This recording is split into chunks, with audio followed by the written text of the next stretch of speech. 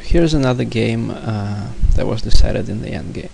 We spent a lot of time setting different openings and different strategies, but the endgame is the phase of the game that more often than other parts of the game decides the result, arguably. A lot of the time the players get tired close to the end of the game, and their thinking is very blurred. You can't calculate variations anymore, you can't think very clearly, you often are running out of time, and this is where most mistakes are being made, and this is where a player who has a clearer head can often prevail. So in this position I was playing with the black pieces, and the game was a pretty long one, and I just had to play a few precise moves here to make a draw. Black has a choice. He can either try to support his pawn with the king, the pawn that's going down, and sacrifice the rook for the h-pawn, or Black can just give up the c-pawn and rush with his own king to stop the h-pawn. And it's important to be able to calculate which of the two possibilities gives a safer draw, or it's possible that one of them is enough for a draw, another one not. So in the game I chose the wrong plan. I decided to run around the pawn with the king and just support the c-pawn. And this plan turned out to be too slow. So I played king c7. The king went ahead. Played rook h8 so that I could sacrifice the rook.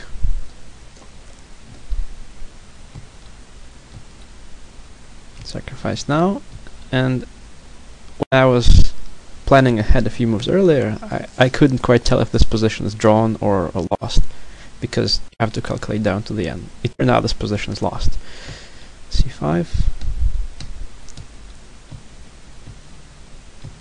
Now my king has to block his own pawn, and it becomes clear that I'm really not on time to stop to promote the pawn.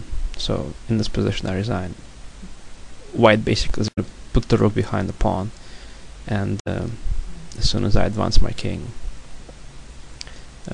he's going to attack the pawn. So say if he could just play something like this, and then if I move the king, he's just going to go here and he's going to capture the pawn. So there's no point playing on. So this was quite harsh. And going back to the position that I started with,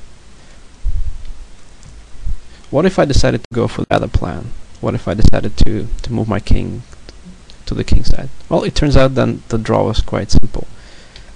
King e7. He takes the rook, the pawn, and now I just go king f7, and it's impossible for the white king to break through and support his pawn, which is the rook pawn, incidentally. So he goes king g5, I just give check, and he has to go back, and my king can just go here and completely block the pawn.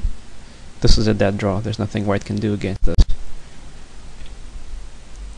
And this is very simple, you just have to calculate 3 moves ahead. But at this point I couldn't really see such simple ideas, and because I was tired after 4 hours of playing this long game.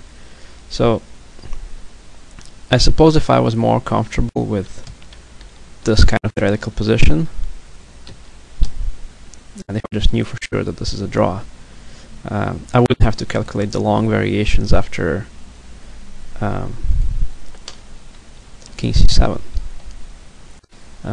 But because I wasn't sure in my calculation, and I wasn't sure in my knowledge of theoretical positions, and this caused my mistake.